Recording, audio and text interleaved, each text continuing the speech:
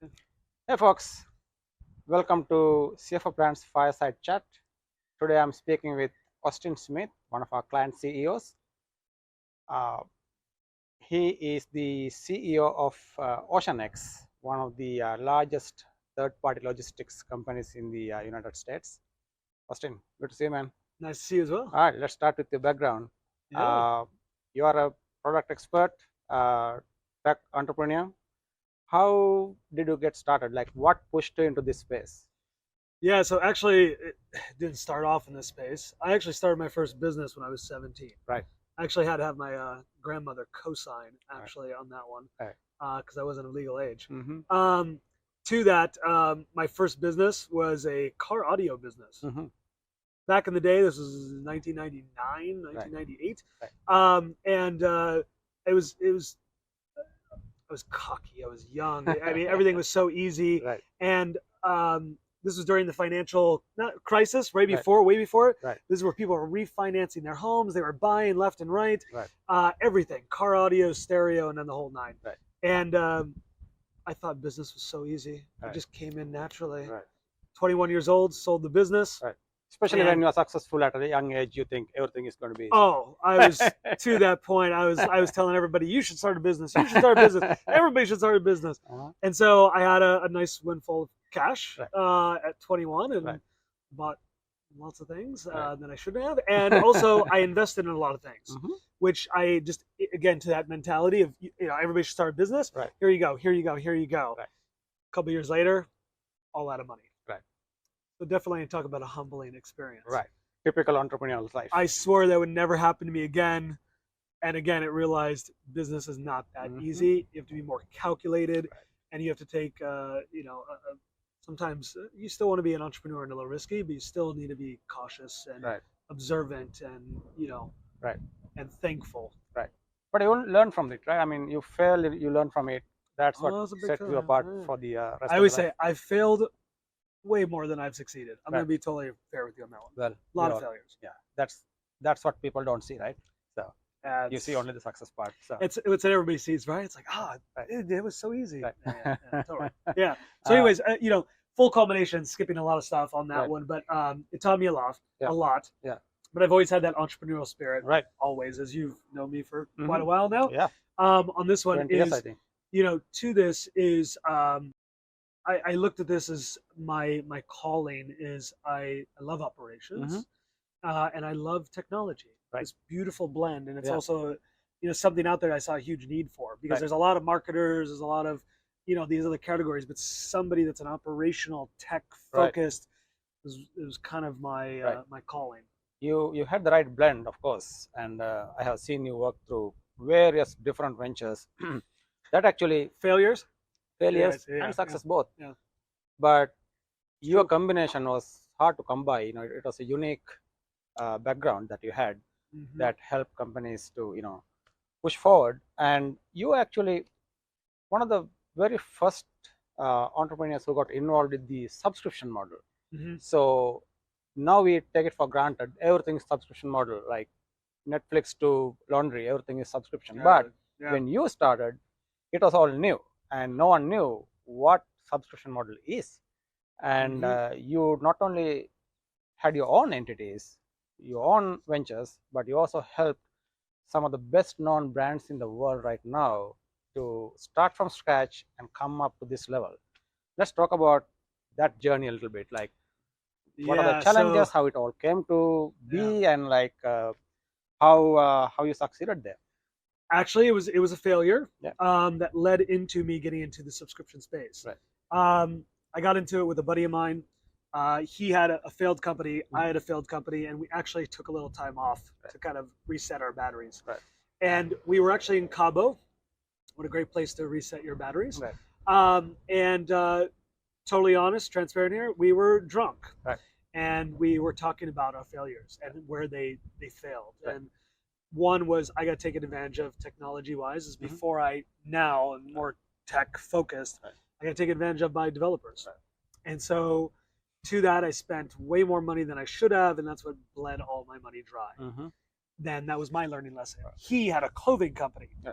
that failed because of manufacturing, production, and marketing a men's t-shirt company it's very hard. Right. And he wasn't well funded or anything like that. Right.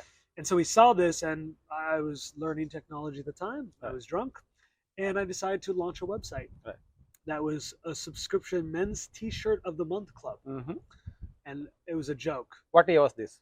This was 2009. 2009. No, 2010. Around there. Right. 2009, 2010. Right. And but by the way, just for the listeners, like, yeah, this is the right about the time when Facebook passed MySpace. oh my god. Okay, no, we actually launched on MySpace. Right. Because MySpace was still The there leading of the face. Oh, yeah. That's a throwback. Yeah. You're absolutely right. We actually launched on MySpace, and then Facebook was a secondary. Right. And so we at different times out. Geez, Right. oh my Yeah. God, it's such a throwback. But to that, he had T-shirts. I had a little bit of the tech and operational sense to this, Right. and more kind of e-com background. And Mhm. again, e-com was still Mhm. still new. It Right. was still very new. Right. So I built it in a night, and it was a men's T-shirt of the month club, and we didn't even know what to price it at. Right. And so we put it up on MySpace, and we launched it. And in the morning, we had 50 subscribers. Right. And it was $20 a month. Right. It's $20. Right.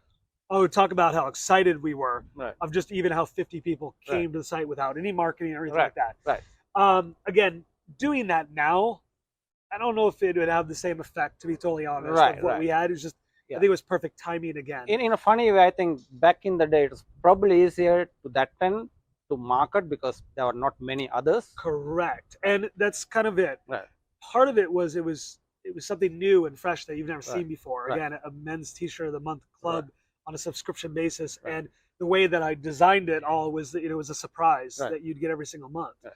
which people like that element of being surprised, right? Which kind of hard to think about that now. Like, you have to make it very clear Right. on what you're selling. It's Mhm. evolved. Mhm. But the reason why we did that, we didn't actually know what shirts we had Mhm. to actually sell. Right. So we didn't know what sizes or Mhm. anything. So Mhm. we couldn't commit to anything. Right. Right. And so to that, it grew. Right. But it grew really fast. Right. And within like a month or two, we had like 2,500 subscribers. Right. And we were running out of inventory and all Right. these things that you think Right. about when starting a business. Right. And ultimately, to spare you on this one, it failed about a year and a half later. We tried, and that was actually a good lesson Mhm. of when to give up. What caused the actual failure? It was just a rat race. I mean, you Mhm. needed funding. We Right. didn't have the tools like Shopify, and Right, it didn't right. exist. Stripe Yeah. didn't exist. That's right. ShipStation, none of these things existed. Things that we take for granted these days, right? Shopify is 100%. there. I mean, if you are launching a business like this right now, you can launch it overnight. You have the third-party logistics, sales taxes, accounting, everything managed under one roof. Didn't have any of that. Yeah. Yeah, no Gusto. No, I mean, like QuickBooks was a downloaded version on my computer. Right. It wasn't even the online Right. version, which it is now, right? Right. So like, totally different world. But Right. the costs were piling up. Our pricing was wrong. I mean, Right. again, we started this not even thinking of this being a business. It was a Mhm. joke, Mhm. and we tried to catch up. Right. And that's where I think two lessons. One is spend a little bit of time before you start a Mhm. business and think about things. Right. At least if you can, a couple Right. steps. But then also don't overthink it, because if Right. we overthought it, I don't think we would have ever started. Right. Period. And this also like something to think is that when you launch a product, timing is everything. For example, like Facebook or any of these social media ideas would Mhm. have been nothing without the infrastructure readiness, right? So Yeah. like with the same concept here, like when you launch it, if the market is not ready, if the timing is not right, it doesn't. It's take funny off. when I mean, every business I've started, the ones that actually became successful, we did zero market research. Right. We did zero timing. Right. But you are right. Right. When I go back to my first business, Right. I didn't know Right. at the time that people had just excess cash. Right. Because they were refining their homes at Right. the time, taking money out Right. because that positive equity gain that Right. I didn't know this. I Right. just thought everybody was rich and Right. coming and handing me cash for stereos. Yeah. It was the same thing with, again, this men's t-shirt of the month club. To that one, I didn't understand really that there was no real subscription companies out there at all. I wasn't like first to the game. I mean, there was a couple here and there, but it was so new for everybody. And so, but again, it failed. This is also the time I think Amazon was burning cash. Like they were just millions of dollars a day, I think. It wasn't even the same day. Right. Amazon was nothing. Nothing. I mean, it was nothing. And they were there was burning still cash. Books and a couple little things. The only difference is Amazon had a lot of investments in their back end, so they could survive. Of course, I mean, but that was always Bezos' model on that one, right? Yeah. I think the biggest thing to this was if you get started, you don't price things right. You'll never catch up at all. It's sometimes better to overprice something, right, than think so hard. Like we thought $20 because why not? People pay for it. If I would have just charged 25, would have made the biggest difference in the world. And that wouldn't have moved the needle for acquisition or any of that nonsense. And actually a little bit higher, I would have been able to offer better customer service and actually get better quality materials and invest more in the all by that simple decision, right?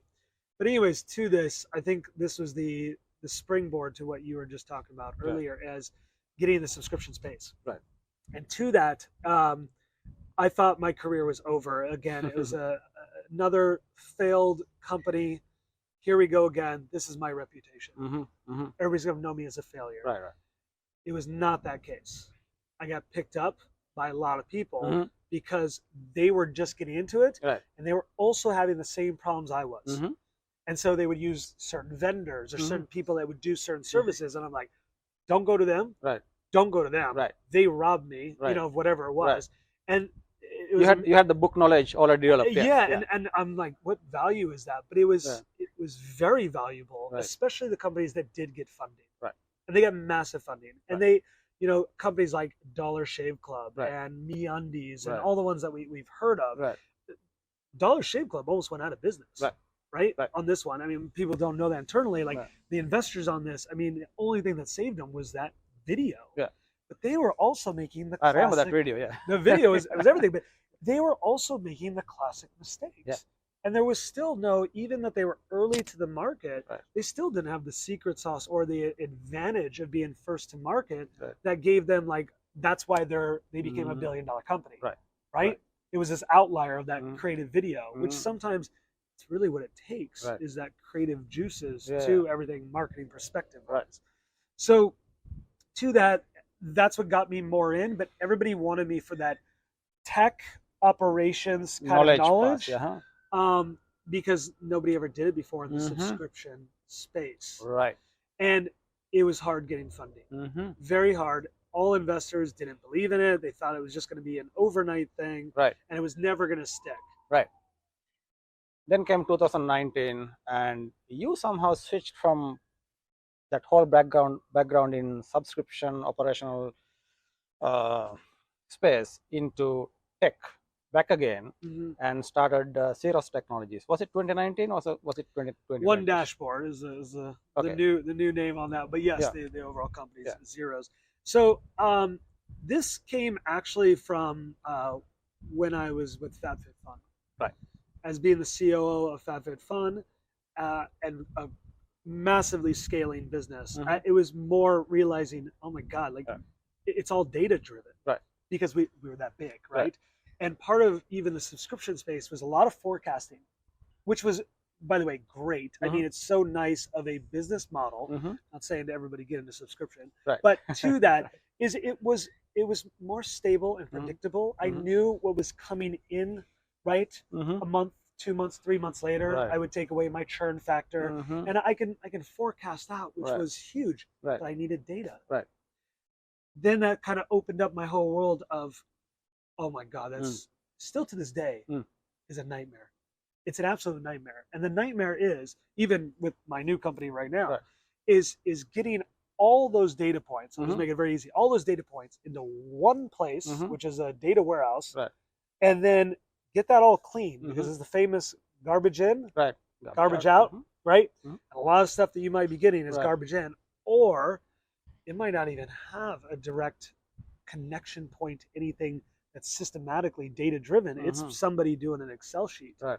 And you got to feed that in because you're missing that one thing to tie it all together. Right. And so that was my problem. Right. Then it was the second part, the visualization. Mm. I got the data there. Right. It's all in, like I say, in an Excel jargon. Right. It's rows and columns, and it's like, how do I see this tech and operational, all kind of knowledge of this? Yeah. It's like, I want to create a automatic deployed data warehouse that I don't need to have a developer. Right. I don't even need to have a data scientist and all the buzzwords everybody needs to have this, right? And then the next part is coupled with that visualization tool all in one place. Right. That's why we call the product now One Dashboard, right? Because it is that one centralized dashboard. Right. And we made it a no-code environment because I was keep going back to how I was and still that moment of being taken advantage of by developers. Right. And I wanted to build a tool that anybody could do it. Right. And that's hard because once you start getting into tech and the whole thing, you start thinking that way where you always have to go back to your first state of, I don't know anything. Right. And so we built that. And I think one thing to mention here is that, yes, you had the tech background, you had the operational background. I think equally important is that you also knew how to read data as a user. You had the user perspective, right? Hey, this is what I want to see as a user. So that's what I think created the success there, because no matter how much you put into it, if you don't know how the users actually would like to see, then it becomes a failure. So that's what made the difference in that. That absolutely is what made the difference. And part of it now, kind of going into market, right? Of starting kind of a new business now, and not just a product-driven company, which I've always done, and more a SaaS-driven, was, wow, there's a lot of visualization tools. There's a lot of these type of things. What's the different angle? And so the different angle was, again, my world was inside the four walls of a warehouse. There's so many things out there to get analytics on Facebook campaigns and your email campaigns and overall your e-commerce store. Right. But nothing told you anything within your operations on the floor of what mattered the most, your products going out the door. Right. If it was super expensive. Right. So with that, we led into big companies that started using our product. Right. Levi's jeans. Right. A lot of 3PLs, a lot of fulfillment providers, of course, that needed no labor. Right. Their whole business is based on labor. Right. And so that was the primary driver, is like, what am I spending on people? Right. That was the biggest driver. And then, to even medical companies like Medline, who's looking at this as a part of labor too, is everything production wise and what they're doing, and all the people on the different points that they're associating cost, right? And understanding what the direct cost is. That's where it started becoming more of like, that's the direction that we need to go at. So even with this new venture, taking on another business, on this one is we lean on it on my software for everything production wise, labor, everything that we do. And one evolution we did was the TVs. Right. It's displayed everywhere, right? Throughout the warehouses, our office, everything right here in El Segundo. Right. And we can see it in real time. Right. And we deployed it in a couple days. Nice. And that is just like, that's exactly what we're trying to do here. Right. Right. So at this point, Guti Renke make note of you, and they start talking to you. They have a inherent problem, and they have this one company under their umbrella that has lost its old flair, so to speak. They want to regain that glory back. So they start talking to you. So let's talk about that. Like, how did that all happen? It originally came in as one dashboard. And one, they wanted to understand more about the business. Times have changed from COVID till now, which good, bad, however you want to see it. Things have changed where investors have changed. They're not funding companies like they did. They realized a lot of the growth was BS. And what they were funding, it was almost pound for pound. If I were to invest 150 million, I'm going to get 150 million in revenue, Mm-hmm. and then I'm going to get my, my X, times off of EBITDA, and I'm going to make my money, or another VC is going to, do another round, and you get the point. That's changed, and everything kind of flattened out as far as the investment market. And so Guthrie Ranker is an investment firm, right? A very large. At the same time, money became expensive, and the rates started going up. Inflation little came into different on this one, to this one. Not, they don't borrow money like maybe other, they have their own pockets, but it's still money is money, and you're right. In most cases, a lot of companies out there, it became more expensive to borrow. Right. I mean, at this point, they were doing as a umbrella company, they were doing like 2 billion a year, something like that. More, a lot more than that. So they've been very fortunate over the years, but still, money is money, regardless if it's $1 million or $1 billion. Money is still money to people, and especially with the owners. I mean, they're startup guys. Like when you actually meet them, they're not these, Harvard, whatever. Not to say anything bad, but to this one is like they got down in the weeds and did things and packaged themselves, themselves when they were younger, and they started with cassettes. Crazy. It's a whole different business. Like self-help videos. And it wasn't their passion. It was just like, we can make a buck off it. And then it evolved, into the brands that they started, which this was one, of that, which it wasn't actually in their plan to start this business. They weren't fulfillment people. They were branding people.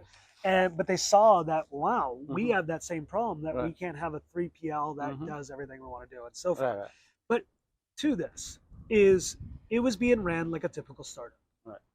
And that typical startup was top line revenue. Don't worry about down here. Okay? We're growing. And again, at a certain time, that works. And a lot of companies are still doing that. But I think it's the whole market is shifting, and a lot of the investors are waking up, and there's a lot of turnover of a lot of companies, not to name any names of even some of our customers, but we've seen a complete overhaul on the leadership team, because the last leadership team just couldn't let go. They just kept focusing on top line and not looking to actually make a stable company. You're talking companies that are already doing $200-300 million in revenue. What your investors are asking for is make it now stable, and they couldn't do that. And they couldn't figure out how to bring up, obviously, make it profitable, basically. The profitability and the EBITDA, of course, on this. And then all the investors right now is, how can I get my money back? I'm not looking at selling right now, but how can I start recouping some of that back through the dividends, right? And so Guthrie Ranker wasn't getting that. Just like a lot of companies were not getting that. And so part of it coming in, and my background and everything, I mean, when I got a call from the owners, I thought it was a joke. I was like, it's like, Mark Cuban calling you and saying, I need your help in a business. And you're like, okay, Dave, get off the phone. And so I didn't believe it was actually them at the time. So look at the calendar to make sure it's not April 1st. Exactly, right? And so I came in with one dashboard of, let's look at this as far as a data perspective on this one, right? And maybe there's a lot of things in here. And what we came into was a little bit more of a situation. Let's just say it like that. And so it came down to a decision where, because of my history, because of my knowledge and everything, like, do you want to take over the company? And first of all, because of Guthrie Ranker, because of everything, it was like, you'd be a fool to say no, including it's very rare that you find a VC group. And again, this is luck. This is, if anybody's, looking at this like, how can I do that? Like, I'm going to be totally real. It was completely luck that a company of this size, not associate, one investor, and is continuously funding it, right? And they see the big picture, and they're partners in it, and they're looking at it from that lens. They want a business that's stable. They want a business that's really going to help the companies like themselves in the situation they were at. Is they're looking at that lens, which not a lot of investors look at it like that. They're just like, it's not making me money, right? Then I'm going to cut my losses, and you have to go find your next round, which then comes into the classic, you're only as good as your next funding round, right? We're a little bit different of a situation. And part of my learnings of doing that in the past, and why I was like, you know what, I'll take over this company and also invest in this as well, is because of that partnership, right? Right. And who they are. Right. But I think it was the overall mission that they wanted to achieve, and they Right. needed somebody to get them there. Right. So as my entire culmination of everything I've went through, and again, we skipped a lot of stuff, Right. but it's led into Mm-hmm. where I think I relate to a lot of our customers, Right. because I've been in their shoes, Right. and it's things I always wanted. Mm-hmm.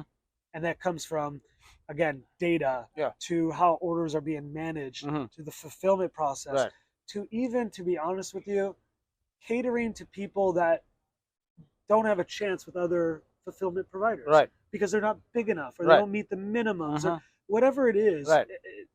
It should be accessible to all. All, yeah. And that's what I always wanted, because Right. I wanted somebody to give me a chance so that I can grow. I was And gonna I say, grew like, every time, but right. I want somebody that was going to help me You grow. have gone through those pains yourself, so you know how they feel, what they want, what they're looking for, how they are struggling to grow, so you can make it happen for them, and then they become sticky customers for you. So Yeah, but it's a, I mean, it's cyclical on this one, like, right? Like, I know their business. Yeah. I know where they need to be. Right. I understand how much money they're making on what they're charging a customer. Right. I see what they're paying for their Mhm. cost of goods. Right. And I'm like, you need to make more money, because your acquisition, like, I get the gain. Right.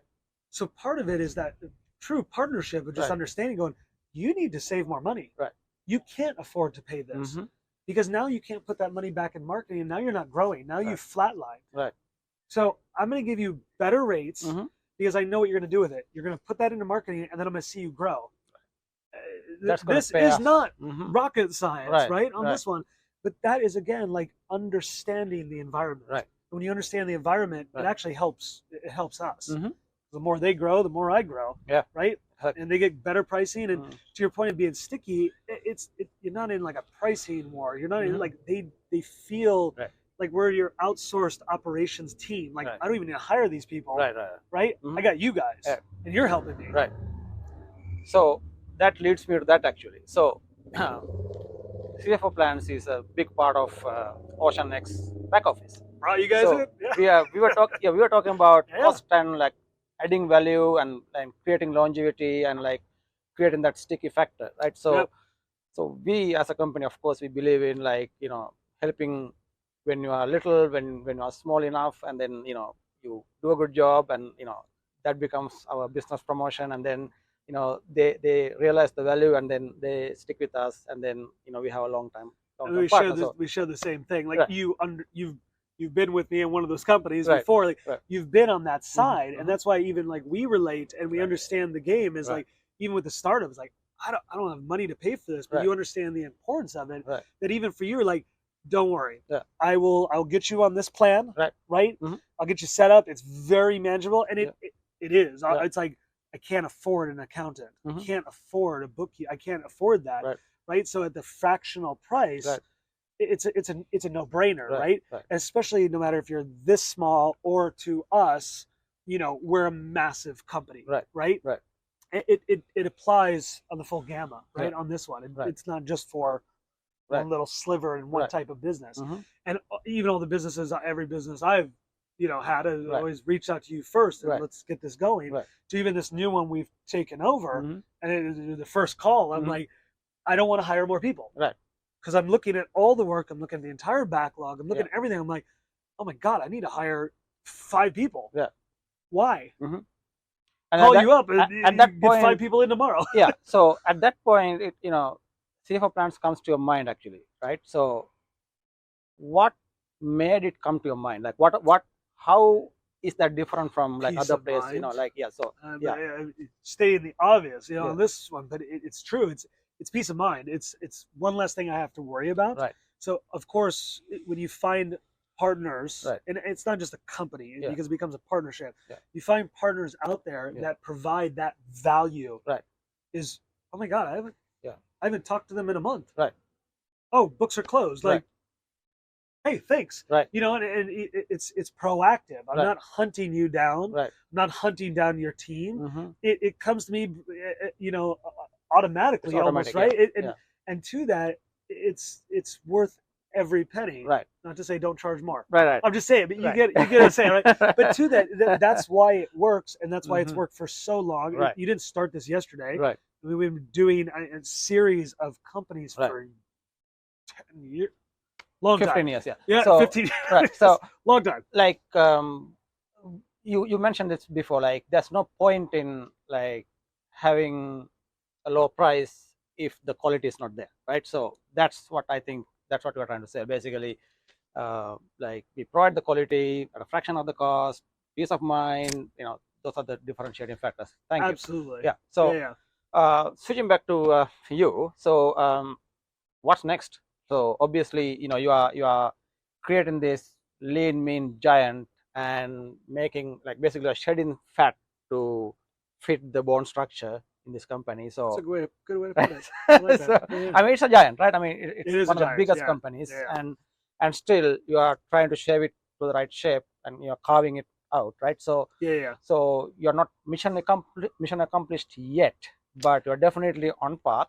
You're in the right direction. Yeah. So any targets, any, like, in your mind, like, what's going to be next? Yeah. So again, I think things have changed within the market, within me as an individual as well. Is I've done the companies that we scaled, Right. and it was top line revenue and that whole thing.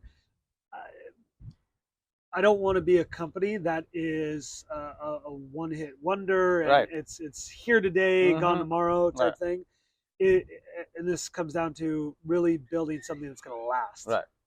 which is, again, market conditions, because that's what really everybody's looking for is companies that, hey, are you going to be around next year, Gary, on this one? Like, CFO plans, because I heard you're raising money. What if you don't get that, that raise? You're right. Then are you going to be around? Because most likely, if you don't get that raise, now that affects me. And so that's kind of in being in the fulfillment space. We are the backbone to a brand's operation. I mean, it's everything. If we fail, they fail. All that marketing, everything, customer service, unreal. The impacts an organization like us can have. It needs to be stable. Basically, hundreds and thousands of businesses really depend on your existence, your success, because if you fail, they fail, their whole business operation actually goes under. Absolutely. So you have, almost like a moral responsibility. Think about this. One of our customers, just one, it's not even our biggest one, it's like 50,000 orders a day, right? And if you don't ship it out that day, I mean, it compounds. If you're 2 days, 3 days, or let's just say we're closed. It's like a flight delay on Christmas Eve, the orders are still coming in. Especially, we cater to a lot of subscription businesses. It was kind of another reason why I was more inclined to this, because it's very much geared for subscription e-commerce as far as how everything's set up. These orders are coming regardless. And the fact is that even if it's a holiday, the next day I have 100,000 orders I have to ship out. Right? And if it's 2 holidays, Christmas Eve and Christmas Day or whatever that is, and we're closed, you get the point. That is a lot. And that's just one of a lot of the customers, right? That is so important. So going back to it is stability. You want to be a stable operation. And one, again, shifting the startup mentality on that one, and just focusing on top line growth, which a lot of people, our market is hot right now in fulfillment, because more and more people are leaning on that instead of doing their own fulfillment and dealing with landlords and all those liabilities. If they don't like a 3PL, they can move to another one. It's not a big deal, right? But to that, you have to be stable for them. And it's also things as I never want to come off and say we're only as good as our next funding round. That's like that's the death, personally, to me on that one. The other one is technology. The industry is super far behind. So part of it is, again, the bridge, and me being on the other side of the table, and I keep saying that, is I have all this new tech. I got Shopify, I got Recharge, I got CFO plans, I have QuickBooks, I got let me say it, NetSuite or whatever. I mean, we have NetSuite right now. We're not using QuickBooks, but whatever it is, these are all integrated solutions, and they all tie in to my fulfillment center. And that's the problem in the industry is there's nothing to tie that in. So there's a gap back to the data part of what am I doing, how am I performing, and you need to see that in real time, how you can measure the response. And that's one thing that we've been leaning very hard on. Wonder why? Right. On that one is to bridge that gap, so then things are easily connected. Mm-hmm. So we literally built a brand new order management system Right. in about 6 months. Yeah. We've only spent $250,000 on it. Mm-hmm. The last team spent $40 million on it. So it's not about the money. Right. It's about actually execution, right? And people that actually know what they're doing. That's you almost got that's not even possible, right? But that system we're throwing away because it doesn't even integrate into Shopify. Yeah. But now our new system does. Mm-hmm. Integrates into Shopify, NetSuite, Yeah. and a lot of other e-com stores in this short amount of time. Mm-hmm. That's the way of the future. Right. So if you ask me, that's what I'm trying to do right now is because I've always wanted it. Nice. And I couldn't get it. All right. Yeah. Thank you very much, Austin. Appreciate your time. Good luck with everything. I know you're going to achieve it. Given your history, I know you're going to do it. Love it. All right, folks. I'll see you guys again with another client interview pretty soon. Until then, yes.